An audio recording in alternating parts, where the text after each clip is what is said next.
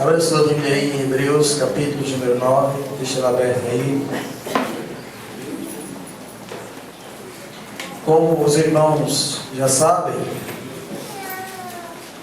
nós estamos no mês falando sobre o Evangelho, sobre o evangelismo, sobre evangelizar. E esta tarde, alguns irmãos saíram para evangelizar em nosso bairro. Glória a Deus. Já é uma bênção, uma vitória muito grande, Deus despertar pessoas para estarem levando as boas novas do Senhor. E eu quero convidar você, tá bom? A participar disso também em nome de Jesus. E durante esse mês nós vamos falando sobre o Evangelho, sobre a missão de evangelizar, sobre as barreiras e dificuldades que nós encontramos. E hoje eu gostaria de meditar com vocês algumas questões que sempre aparecem quando a gente vai levar a palavra de Deus para alguém. Sempre existem algumas perguntas cruciais a respeito de algumas coisas. Vocês já ouviram falar que quando a gente sai para pregar a palavra de Deus, eles simplesmente questionam às vezes, por exemplo, por que vocês se dizem salvos, ou só vocês são salvos? Por que só vocês vão para o céu? E aí a gente precisa responder, tá bom? Com mansidão, a razão da nossa fé. E eu quero meditar. E uma das perguntas cruciais que nós temos grandes dúvidas e indagações, e eu quero falar como se vocês todos não conhecessem isso, tá bom? É sobre a questão da morte. Muita gente tem dúvidas sobre a morte. Muita gente tem medo de morrer. O que acontece depois da morte? Para onde nós iremos? O que acontece com a nossa alma? O que acontece com o nosso corpo? O que é morte? Morte espiritual, morte física, morte eterna. Nós precisamos definir isso aí muito bem para poder responder como sinal a razão da nossa fé. Então eu gostaria de ler um verso, tá bom? E a partir desse verso nós vamos refletir sobre a morte. E se der tempo eu quero responder outras questões que aparecem também quando vamos evangelizar. Então, Hebreus capítulo 9, o verso que nós vamos ler é o verso de número 27. Hebreus capítulo de número 9, verso de número 27. Todos acharam? Amém? Diz assim: e assim, como aos homens está ordenado morrerem uma só vez, vindo depois disto o juízo. E assim, como aos homens está ordenado morrerem uma só vez, vindo depois disto o juízo. Amém? Ele colocou essa verdade aqui para falar também da morte de Cristo, que ele morreu uma vez e agora Cristo não morre mais, Cristo vive eternamente. Ele morreu uma única vez, os justos pelos injustos, ele morreu para pagar os nossos pecados, mas agora que ressuscita, não morre mais, tá? Então, por aqui nós já percebemos algumas coisas. Primeiro, essa questão da morte foi algo determinado por Deus. E como é que essa morte entrou no mundo? Essa morte entrou quando Adão e Eva transgrediram o mandamento do Senhor lá no jardim do Éden. Quando eles comeram do fruto do conhecimento do bem e do mal, que Deus proibiu que eles não comessem, o Senhor disse que eles morreriam. E então é dito, tá bom, no livro de Gênesis, que significa a origem de todas as coisas, tá? Está lá escrito de que quando eles transgrediram, a morte veio sobre eles. Eles não morreram de imediato, mas espiritualmente sim, e fisicamente depois ao longo de alguns anos. Mas entrando o pecado do ser humano, veio também com a morte. E a morte é o último inimigo que Cristo quer vencer, tá bom? E destruir. E ele destruirá com a morte na sua segunda vinda. Então, de antemão, nós já estamos vendo pela palavra de Deus que é ordem do Senhor o ser humano morrer. E ele morre uma única vez. Então, já cai por terra, tá bom? O ensino da reencarnação. Porque reencarnação é morrer, nascer novamente, morrer de novo, nascer novamente, até se aperfeiçoar a tal ponto que não precisa mais nascer de novo. Ele é integrado, tá bom, a todo o poder que existe no universo e não nasce mais. Aqui, pela palavra do Senhor, está ordenado, foi dito por Deus, que o homem morre uma única vez e depois disso segue o juízo. Que juízo é esse, tá? Esse juízo, assim que nós morremos, o que é que acontece conosco? O nosso corpo, essa parte física que você está vendo, ela vai ser enterrada. Como princípio divino, como decreto de Deus, Deus disse: tu és pó, ou tu foste formado do pó, e ao pó tu voltarás. Por isso que quando nós morremos, falecemos, quando um ser humano morre, o corpo dele é enterrado, retorna para a terra, tá? Alguns costumam cremar ou coisa parecida. Outros morreram de forma tão abrupta que não dá para saber aonde estão os pedaços do seu corpo. Por exemplo, na explosão que acontece de uma aeronave com seres humanos dentro, desintegra-se tudo, então não se sabe onde foi parar pedaço de carne humana. Também pessoas que morrem afogadas em alto mar, que os peixes consomem toda a carne, todo o corpo do indivíduo que está ali. Então, de certa forma, tá bom, ele foi absorvido de alguma maneira. Mas é isso que acontece. E a nossa alma, depois de criada, ela vai agora viver eternamente. E essa vida eterna, quem vai decidir é Deus. E como ele vai decidir? Pelo que ele escreveu em sua palavra, tá bom? Ele descreve que aqueles que têm fé nele e em seu Filho vão receber o céu.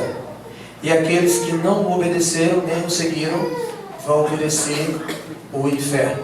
Então, no ato da morte, quando o indivíduo morre, quando o ser humano falece, o corpo dele vai ser enterrado, a alma dele volta para Deus, e Deus o coloca no céu ou o coloca no inferno. Esse é o juízo de Deus, tá? Esse é o juízo de Deus. E onde a gente observa esse ensino? Abra aí Lucas capítulo número 16. Lucas capítulo número 16.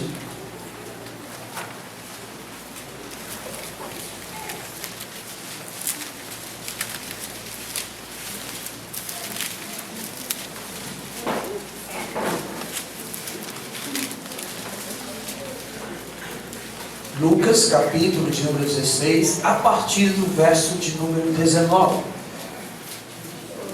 Lucas capítulo de número 16, a partir do verso 19. Todos acharam amém? Diz assim a palavra do Senhor: ora, havia certo homem rico que se vestia de púrpura e de linho finíssimo, e que todos os dias se regalava esplendidamente. Havia também certo mendigo, chamado Lázaro, coberto de chagas, que jazia à porta daquele, e desejava alimentar-se das migalhas que caíam da mesa do rico, e até os cães vinham lamber-lhes as úlceras. Aconteceu morrer o mendigo, e ser levado pelos anjos para o seio de Abraão. Morreu também o rico, e foi sepultado no inferno. Estando em tormentos, levantou os olhos e viu ao longe a Abraão e Lázaro no seu seio. Então, clamando, disse: Pai Abraão, tem misericórdia de mim, e manda a Lázaro que molhe em água a ponta do dedo e me refresque a língua, porque estou atormentado nesta chama.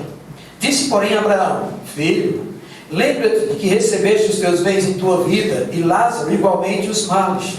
Agora, porém, aqui ele está consolado, tu em tormentos. E além de tudo, está posto um grande abismo entre nós e vós, de sorte que os que querem passar daqui para vós outros não podem, nem os de lá passar para nós. Então replicou: Pai, eu te imploro que o mandes à minha casa paterna, porque tenho 5 irmãos, para que lhes dê testemunho, a fim de não virem também para este lugar de tormento. Respondeu Abraão: Eles têm Moisés e os profetas. Ouçam-nos. Mas ele insistiu: não, pai Abraão, se alguém dentre os mortos for ter com eles, arrepender-se-ão. Abraão, porém, lhe respondeu: se não ouvem a Moisés e aos profetas, tampouco se deixarão persuadir, ainda que ressuscite alguém dentre os mortos. Amém. Por esta palavra nós percebemos, tá bom, que dois indivíduos morreram. Um foi enviado para o céu, o nosso amado Lázaro, para o seio de Abraão, tá bom? É o lugar onde estão todos os santos, todos aqueles que creram em Deus ao longo da vida, aqueles que professam a Jesus Cristo como Senhor e Salvador, aqueles que creem na palavra de Deus vivo e a seguem de verdade em seu coração, aqueles que esperam graciosamente em Jesus Cristo, Filho de Deus, que morreu por nós para pagar todos os nossos pecados. Existe um lugar chamado seio de Abraão, para onde vão as almas de todos aqueles que creem e seguem esta palavra. E existe um lugar de tormento, a Bíblia o chama de inferno, e nesse lugar de tormento estão todas as almas que desprezam a Deus, os ensinos de Deus, e não seguem a palavra de Deus. Os pecadores obstinados e que continuam a viver uma vida pecaminosa sem obedecer os mandamentos do Senhor. Então, nós por aqui já percebemos que o próprio Deus faz essa divisão, tá bom? O próprio Deus faz isso. Então, lá onde Lázaro está, no seio de Abraão, todos estão aguardando a volta de Jesus Cristo para ressuscitar. Quem está lá é a alma deles. Quando Jesus voltar, eles vão ressuscitar e vão receber um novo corpo que será dado pelo Senhor. Um corpo que não perece, que não envelhece, que não cai o cabelo. Não vou dizer que não engorda, não sei. Mas não morre nunca mais. Tá bom? Não morre nunca mais, tá? Então vocês percebem aí, tá bom? O que as Sagradas Escrituras estão ensinando para nós. Morreu uma única vez, segue-se o juízo é Deus que vai separar, tá bom? Um vai para o céu e outro vai para o inferno. E no céu a paz, no inferno a tormento. Percebe que ele clama, ele vem, percebe e clama: ó, você vai lá na minha casa, avisa meus irmãos para eles não virem para cá.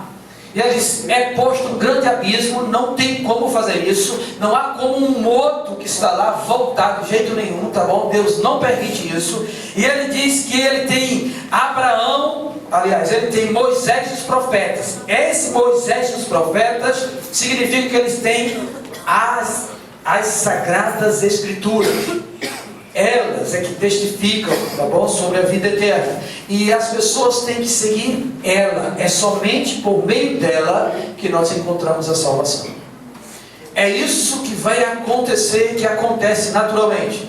Muito bem. E aí, como então nós nos livramos do inferno? Como alcançar o céu? Isso é o que nós chamamos de salvação. É escapar da ira de Deus através da fé em Jesus Cristo. Aí você está em Lucas, você vai dar um pulo aí para João, capítulo de número 3. João, capítulo de número 3.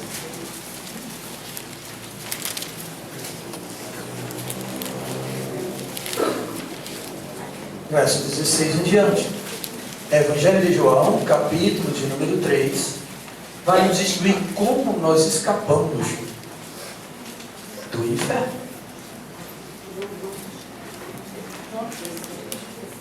Todos acharam, amém? Diz assim a palavra do nosso Deus: porque Deus amou ao mundo de tal maneira que deu o seu Filho unigênito, para que todo o que nele crê não pereça, mas tenha a vida eterna. Aleluia. Porquanto Deus enviou o seu Filho ao mundo, não para que julgasse o mundo, mas para que o mundo fosse salvo por ele. Quem nele crê não é julgado. O que não crê já está julgado, porquanto não crê no nome do unigênito Filho de Deus. O julgamento é este, que a luz veio ao mundo, e os homens amaram mais as trevas do que a luz, porque as suas obras eram más.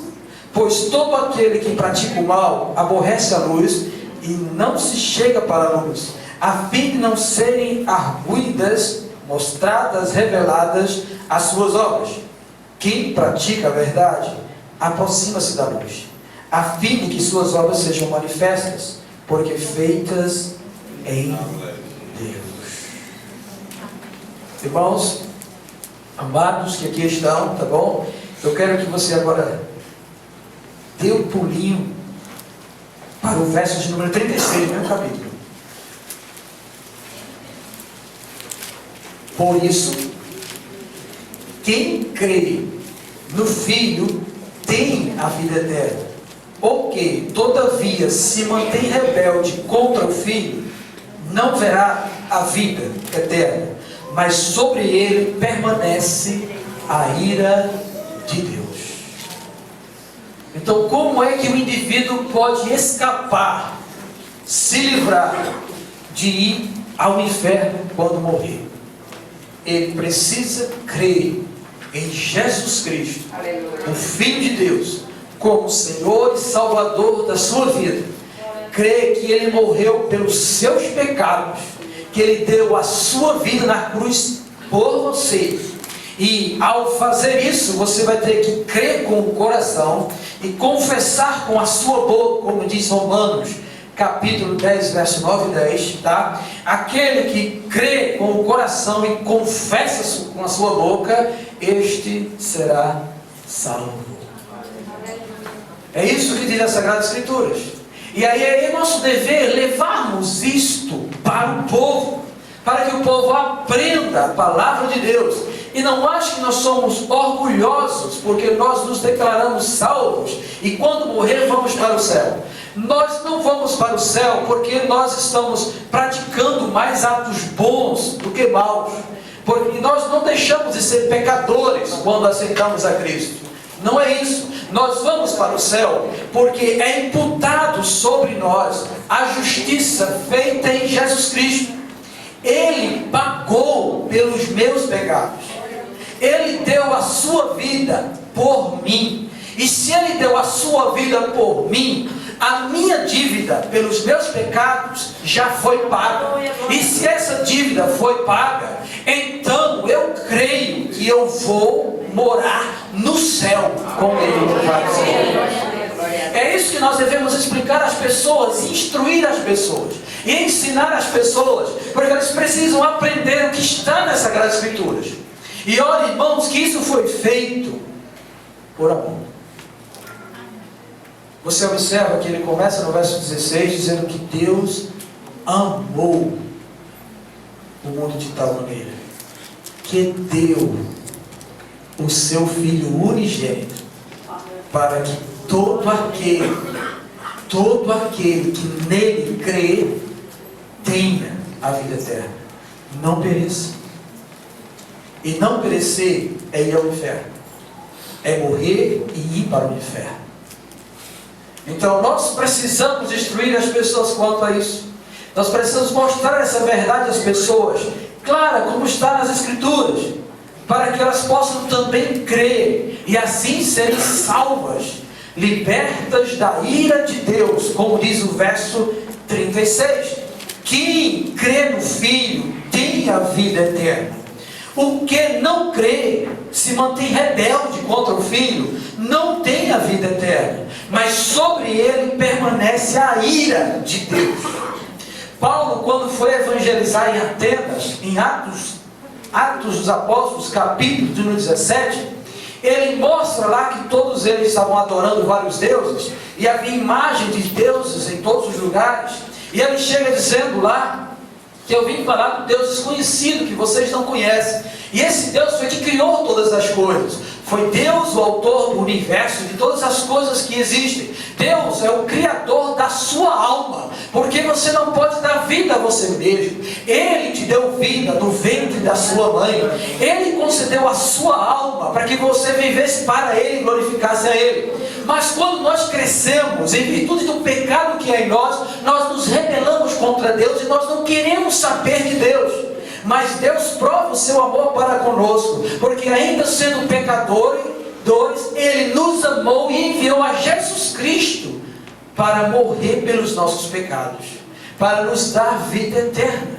E Ele aí conclama, Paulo chama a atenção que todos os homens se arrependa e creia no Evangelho, creia em Jesus Cristo, porque haverá um dia em que Deus virá julgar toda a raça humana. Como diz o livro de Apocalipse, no grande trono branco, multidões se apresentarão ante eles e cada um vai ser julgado conforme as suas obras. E serão expostos os seus pensamentos, as suas palavras e as suas ações. Tudo estará diante dele. E não adianta nenhum de nós tentarmos escondermos ou tentar justificar alguma coisa diante de Deus. Porque Deus conhece o mais profundo do nosso ser. Ele conhece a tua alma. Ele conhece o teu coração. Ele esquadrinha os teus pensamentos. Ele sabe de tudo. Nesse exato momento Ele está sondando o teu coração e registrando no livro da vida tudo o que você está fazendo e pensando, para que naquele dia, ainda que a sua memória falhe e você não se lembre, Ele vai passar um filme assim da sua vida diante de você. E Ele vai lhe julgar. E se na balança dele você pesar mais para o mal, você será condenado ao inferno.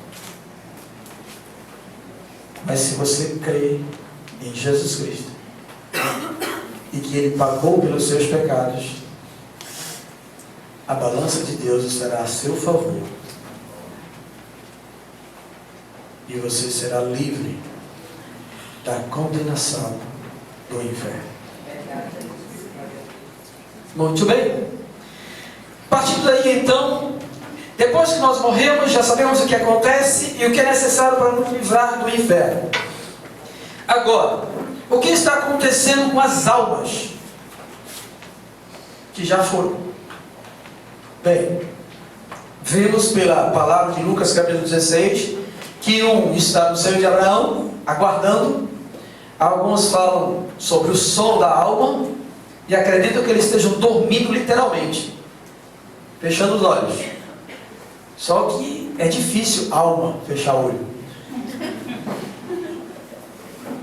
Então o sono, ou quando ele fala, a Bíblia fala que nosso amigo Lázaro dorme, não significa que ele está realmente repousando, descansando. Não. Eles estão lá aguardando a ressurreição dos mortos. E aqueles que morreram sem o Senhor, eles estão no inferno, sendo atormentados. E a Bíblia diz que nesse lugar o tormento é tão grande que há choro e ranger de dentes, e que nunca para. É um fogo que queima ardentemente. É óbvio que esse fogo também, tá bom? Nós precisamos entender que é como se fosse a agonia de ser queimado, sem nunca parar de ser queimado.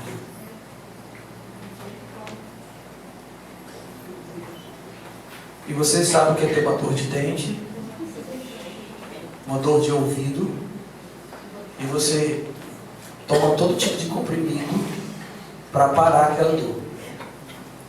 Só que no inferno a dor não para. Ela vai,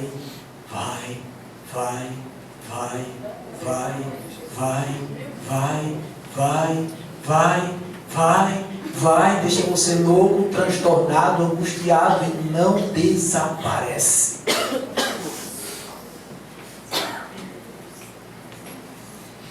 Não desaparece. E ambos, tanto que estão no céu de Abraão, quanto estão no inferno, estão aguardando a ressurreição. E essa ressurreição, ela vai acontecer no último dia. A Bíblia diz que quando Jesus Cristo voltar, os mortos ressuscitarão primeiro. Ressuscitarão. E existem duas passagens, uma passagem muito grande que fala sobre a ressurreição, e eu quero me ater mais à ressurreição dos crentes, tá? Não a dos pecadores, porque a ressurreição dos pecadores, assim que eles forem ressurretos, eles vão ser enviados, todos eles, vão ser separados e vão ser levados para o lago de fogo. O lago de fogo é a segunda morte, onde o diabo e os demônios vão ser lançados dentro, junto com todos os pecadores que serão ressurretos. Vão ser todos lançados lá dentro. Mas para os cristãos, para os crentes, para os que creem, eles ressuscitarão. Aí vai acontecer algumas coisas. A primeira delas, tá? É o que a gente discutiu certa vez aqui na igreja, que é que não vai existir esse negócio de marido e mulher.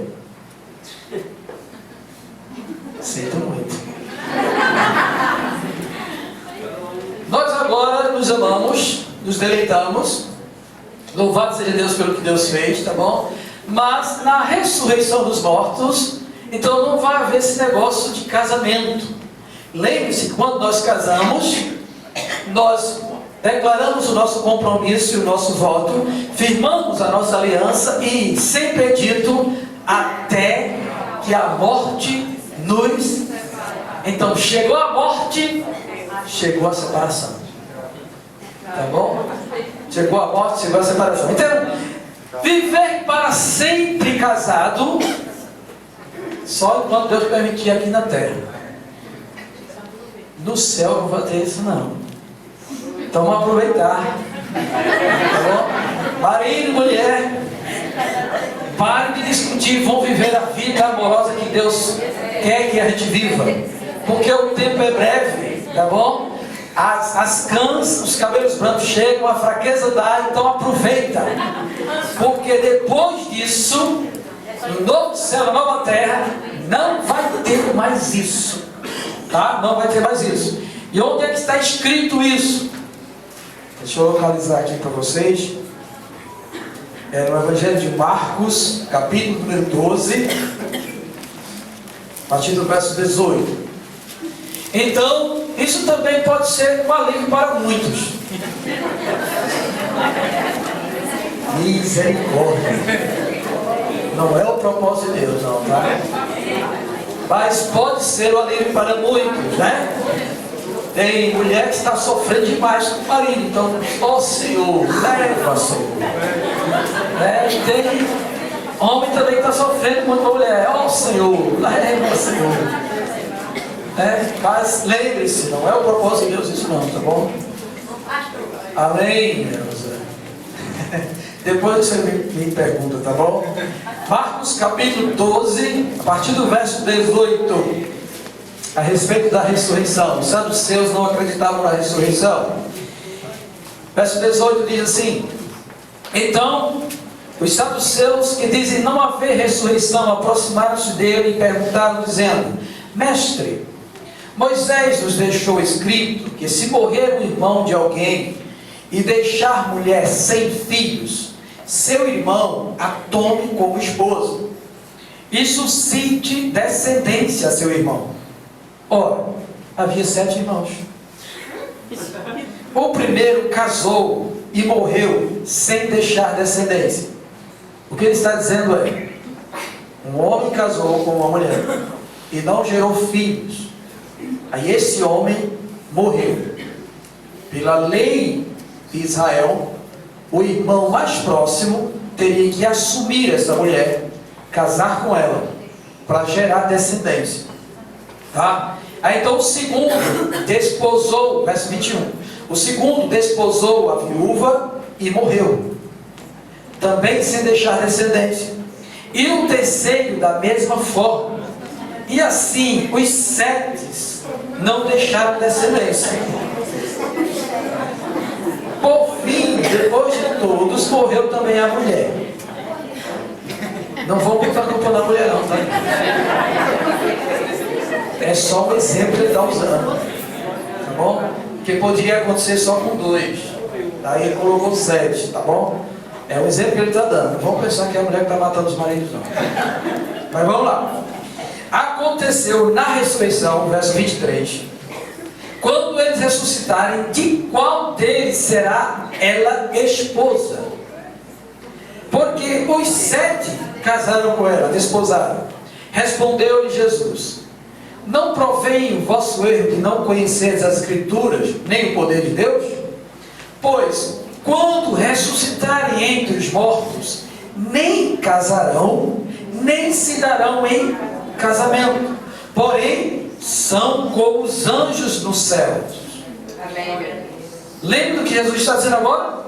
Então, na ressurreição, não se dão em casamento, não há casamento. Amém. Tá? Não há casamento, serão como os anjos. E por que ele diz serão como os anjos? Porque anjo não tem sexo. Tá? Vai ser todo mundo semelhante. Eu não vou nem dizer assim igual, porque vai haver diferença entre nós, como o texto de 1 Coríntios capítulo 15 fala. Eu vou mostrar isso para vocês, tá? Então, quando nós ressuscitarmos, não haverá mais casamento. E a gente vai se conhecer? Vai.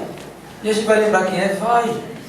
Mas não haverá mais casamento. Esse sentimento de amor eros não vai existir. Vai haver um amor fraterno, tá bom? Entre todos nós. Louvado seja o nome do Senhor.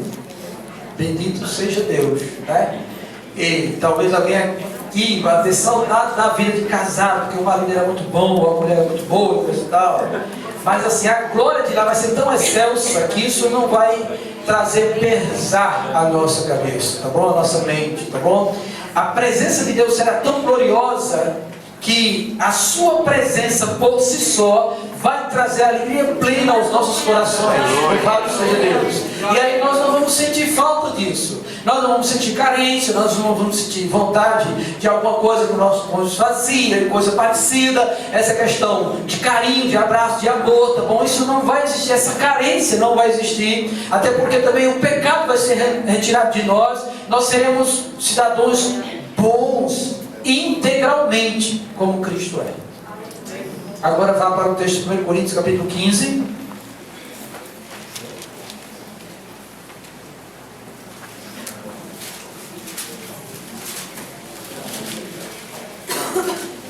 Oh, e não adianta brigar com Deus a respeito disso não, tá bom? Está determinado, louvado seja Deus. Só o Senhor é Deus. O capítulo 15 inteiro, tá bom? Vai tratar sobre a ressurreição. Ele vai provar que a ressurreição existe. E aí então vai falar sobre ela. E eu quero ler a partir do verso de número 35. E ele começa com uma questão.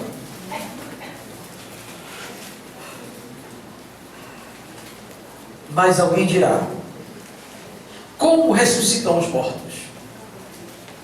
Em que corpo vem? Insensato. O que semeias não nasce se primeiro não morrer. E quando semeias, não semeias o corpo que há de ser, mas o simples grão, como de trigo ou de qualquer outra semente. Deixa eu ir explicando logo, tá bom? O que ele está dizendo é que Deus já deu exemplo da ressurreição para nós pela própria natureza. O que é que ele fala então? Ele fala que você não planta um pé de manga, ele velho. Você planta a semente. E a semente, ela morre, mas depois que ela germina, se transforma numa mangueira. E é isso que ele está dizendo conosco. Esse corpo mortal, ele precisa morrer, ser semeado, para quando ressuscitar, ressuscite de modo diferente. Louvado seja Deus. É isso que ele está dizendo, verso 38. Mas Deus lhe dá o corpo como lhe aprovidar, e a cada uma das sementes o seu corpo apropriado.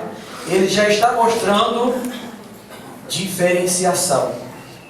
Uma é a semente da amora, outra é a semente da goiaba, outra é a semente da laranja, outra é a semente. Então cada um vai ter sua semente, tá? Aí ele diz, 39, nem toda carne é a mesma, porém uma é a carne dos homens, outra é a dos animais, outra das aves e outras dos peixes. Também há corpos celestiais e corpos terrestres. E sem dúvida, uma é a glória dos celestiais e outra a dos terrestres. Uma é a glória do sol, outra é a glória da lua e outra das estrelas, porque até entre estrela e estrela há diferenças de esplendor, pois assim também é a ressurreição dos mortos. O que é que ele quer dizer com isso? É que apesar de nós sermos a mesma essência, nossos corpos possuem diferenciação. E ele usa o exemplo da estrela, porque estrela é estrela. Mas existe estrela que brilha mais e estrela que brilha menos. Existe estrela maior e estrela menor. E a gente olhando para nós, né? A gente tem os menorzinhos, como Tamires, né? Duda, glória a Deus. Existem os maiores. Os maiores aqui é o Elton, Leônidas, Lucas. Né? Existem os magrinhos.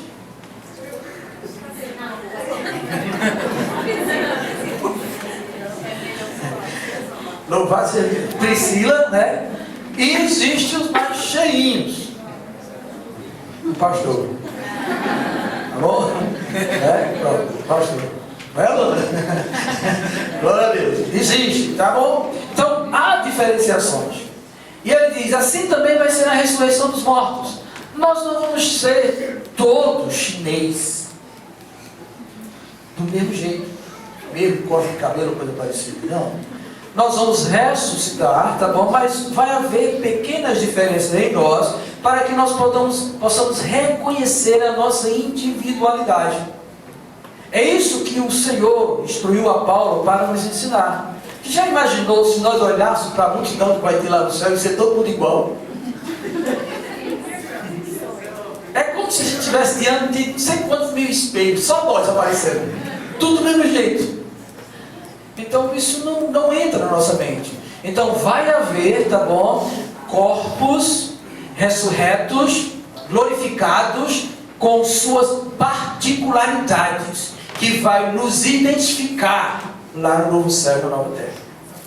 Isso que ele está dizendo para nós, tá bom? Assim também é na ressurreição dos mortos. E aí ele vai falar sobre a questão do próprio corpo. Como será esse corpo? Ele diz no verso seguinte, verso 42, na metade do verso 42: semeia-se o corpo na corrupção, ressuscita na incorrupção. Semeia-se em desonra, ressuscita em glória. Semeia-se em fraqueza, ressuscita em poder. Semeia-se corpo natural, ressuscita-se corpo espiritual. Se há corpo natural, há também corpo espiritual, pois assim está escrito: o primeiro homem, Adão, foi feito alma vivente. O último Adão, que é Cristo, porém é espírito vivificante.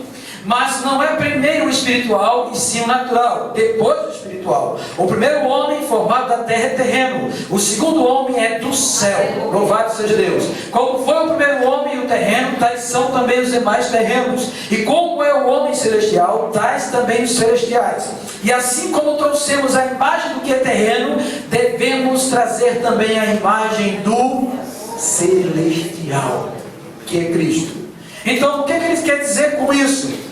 Ele quer dizer que esse corpo que é corrompido, a gente vai morrer, mas quando ressuscitar, ele vai ser incorruptível. Não vai ser mais corrompido. Esse corpo que pensa coisas más, quando ressuscitar, e eu estou falando da ressurreição dos crentes, ele não vai existir mais pensamentos, sentimentos malignos em seu coração, porque isso vai ser retirado dele. Tá? Semeia esse corpo em fraqueza. Por que fraqueza? Porque todos nós estamos sujeitos à fraqueza da nossa própria anatomia. Você se cansa e precisa dormir. Lá, você não se cansará. E você não vai dormir. Nem noite vai ter. Só vai ter dia. Então, essa fraqueza que a gente tem também, da debilidade que vem sobre nós com o passar dos anos, eu me lembro, quando eu era criança, eu corria de manhã, de tarde, de noite, parecia que não me cansava. Até dormindo a gente corria, porque sonhando com a corrida do dia, a gente corria dormindo por cima da cama. E aí a gente foi crescendo. E quando a gente se torna jovem, aí a gente acha que é a pessoa mais forte do mundo, aguenta tudo, vira até noites. Mas, com o passar dos anos, a coisa vai enfraquecendo. E aí você percebe que já não é tão forte como era antes. Você já não aguenta mais um tranco como aguentava antes.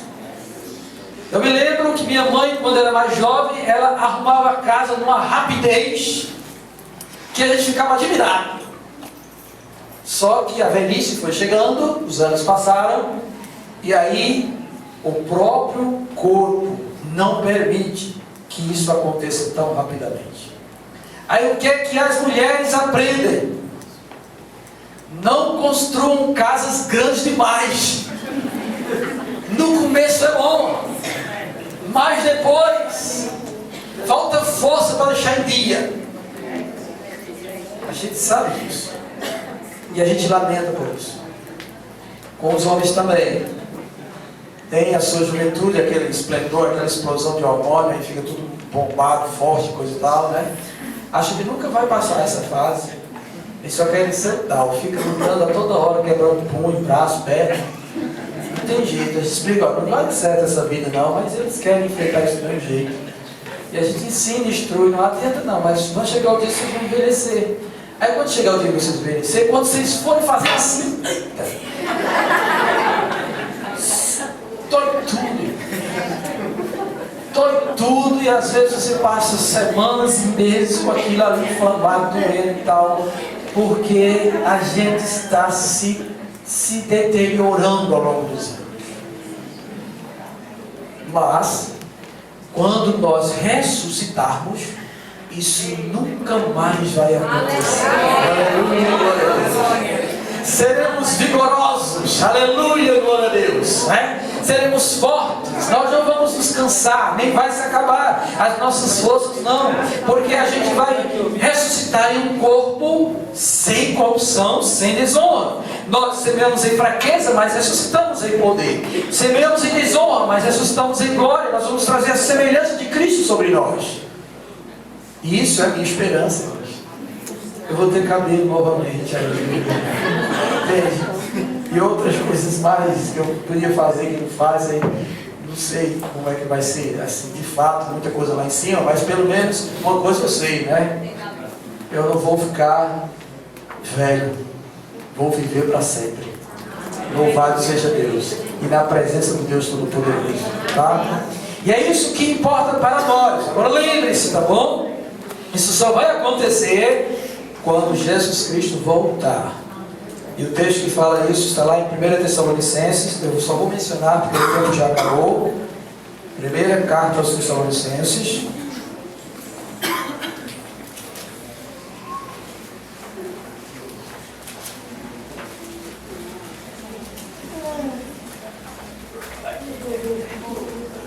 Capítulo de número 4, verso 13 em diante.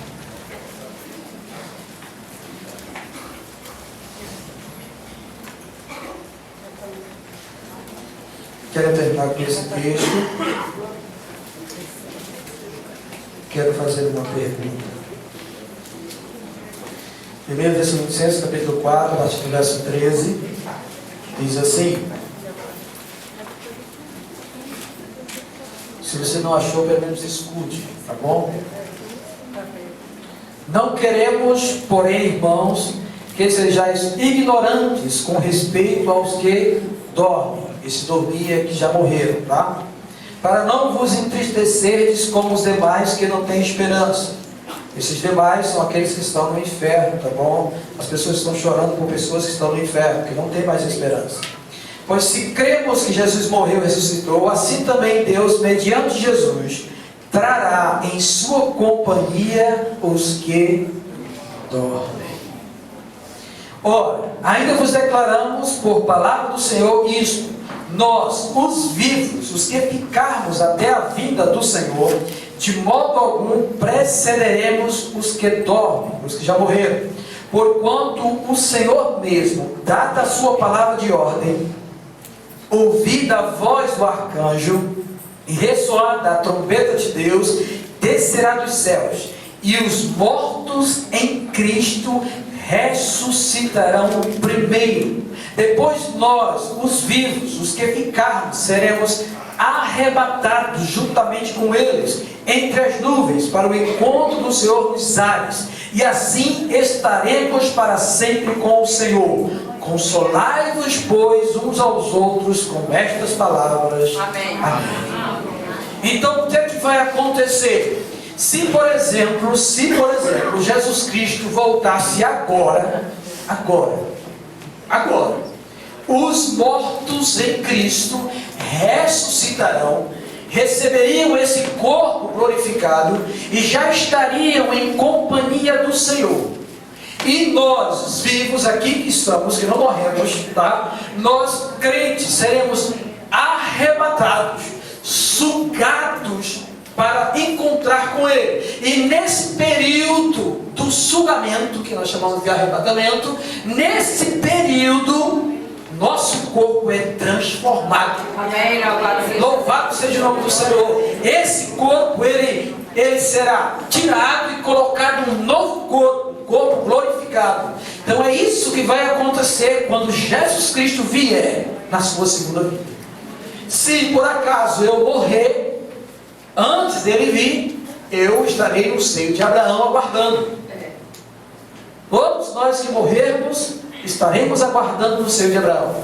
Mas quando a trombeta tocar e o Senhor vir, louvado seja Deus, se eu estiver morto lá, eu vou ressuscitar primeiro. Você vai ressuscitar primeiro. E nós estaremos na companhia do Senhor para todo sempre. E os vivos que creem no Senhor Jesus serão arrebatados e levados ao encontro dele nos ares. E neste momento o corpo deles, o nosso corpo, será transformado. E nós precisamos ensinar isso às pessoas. Agora minha pergunta é: onde você deseja passar a eternidade? No céu ou no inferno?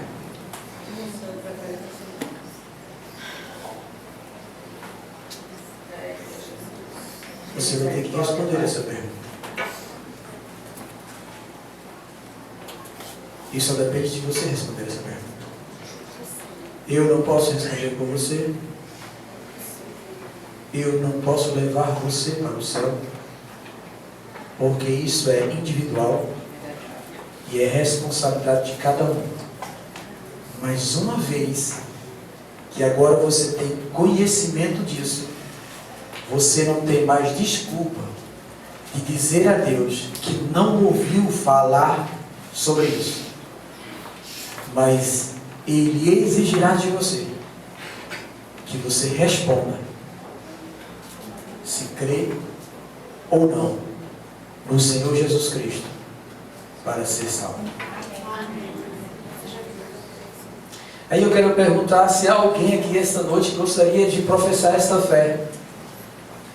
Você gostaria de confessar a Jesus como Senhor e Salvador da sua vida nesta hora, para que você tenha a certeza de sua salvação?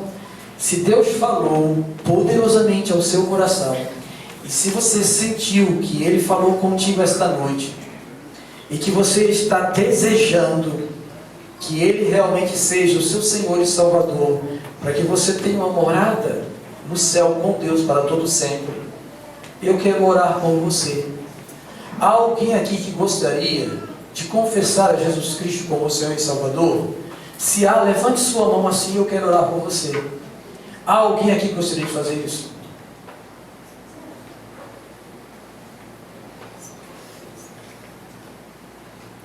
Há alguém aqui que gostaria de crer no Senhor Jesus Cristo para salvar a sua alma do inferno e viver para sempre com Deus? Basta levantar sua mão e eu quero orar por você. Alguém gostaria de fazer isso?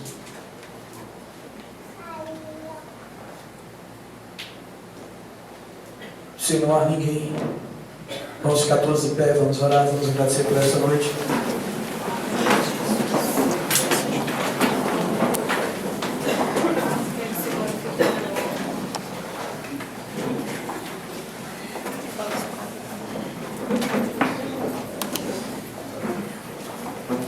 No próximo domingo, eu estarei respondendo mais 2 outras perguntas. Uma a respeito das Escrituras, porque muita gente indaga se a Bíblia é verdadeira ou não, se vale a pena crer nela ou não. E a outra é a questão de somos todos os seres humanos são filhos de Deus? E nós precisamos responder essas questões. Aí eu peço que vocês orem em nome de Jesus, para que Deus possa trazer vidas, e que essas vidas sejam transformadas pela palavra do Senhor, que venham a crer para a salvação.